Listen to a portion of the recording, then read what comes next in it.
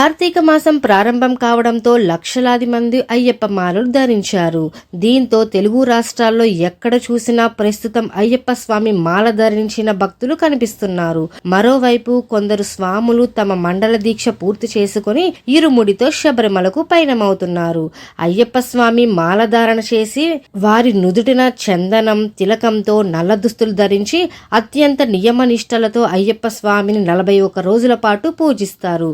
మండల దీక్షని పూర్తి చేసుకుని దీక్ష అయ్యప్ప స్వామి దర్శనానికి శబరిమలకు చేరుకుంటారు. కొంతమంది స్వాములు మండల దీక్ష, మరికొందరు అర్ధమండల దీక్షలు చేస్తారు. 41 రోజులు దీక్ష తరువాత శబరిమలకు వెళ్లి అయ్యప్ప దర్శనం చేసుకున్న తరువాత స్వామి మాలను తీస్తారు. అయితే ప్రతి సంవత్సరం అయ్యప్ప స్వామి మాలను వేసుకున్న స్వాములకు వివిధ పేర్లు ఉన్నాయని తెలుసా? అవును, సాధారణంగా అయ్యప్ప దర్శనం కోసం అయ్యప్ప మాలను 5 సార్లు కంటే ఎక్కువ సార్లు ధరించిన వారిని గురుస్వామి అంటారు.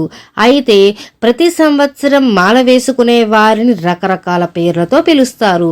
అయ్యప్ప స్వామి దర్శనం కోసం ఎక్కాల్సిన మెట్లు 18. అదేవిధంగా అయ్యప్ప మాలను ధరించే స్వాములను 18 సార్లు ధరించే వారికి ఒక్కొక్క ఏడాదికి ఒక్కొక్క పేరు ఉంది. వాటిలో మొదటిసారి మాల వేసిన స్వామిని కన్యస్వామి అంటారు. రెండవసారి మాల వేసిన స్వామిని కత్తిస్వామి అంటారు.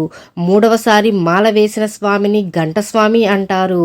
నాలుగవసారి మాల వేసిన స్వామిని గదస్వామి అంటారు. 5వసారి మాల వేసిన స్వామిని విల్లుస్వామి అంటారు. 6వసారి మాల వేసిన స్వామిని జ్యోతిస్వామి అంటారు. 7వసారి మాల వేసిన స్వామిని సూర్యస్వామి అంటారు. 8వసారి మాల వేసిన స్వామిని చంద్రస్వామి అని అంటారు. 9వసారి మాల వేసిన స్వామిని వేలుస్వామి అంటారు. 10వసారి మాల వేసిన స్వామిని విష్ణు చక్రస్వామి అంటారు. 11వసారి మాల వేసిన స్వామిని శంఖాధర స్వామి అని అంటారు. 12వసారి మాల వేసిన స్వామిని నాగభరణ స్వామి అని అంటారు. 13వసారి మాల వేసిన స్వామిని శ్రీహరి స్వామి అంటారు. 14వసారి మాల వేసిన స్వామిని పద్మస్వామి అంటారు. 15వసారి మాల వేసిన స్వామిని త్రిశూల స్వామి అంటారు. 16వసారి మాల వేసిన స్వామిని శబరిగిరి స్వామి అని అంటారు. 18వసారి మాల వేసిన స్వామిని ఓంకార స్వామి అని అంటారు. ఇలా అయ్యప్ప స్వాములకు రకరకాల పేర్లు ఉన్నాయి.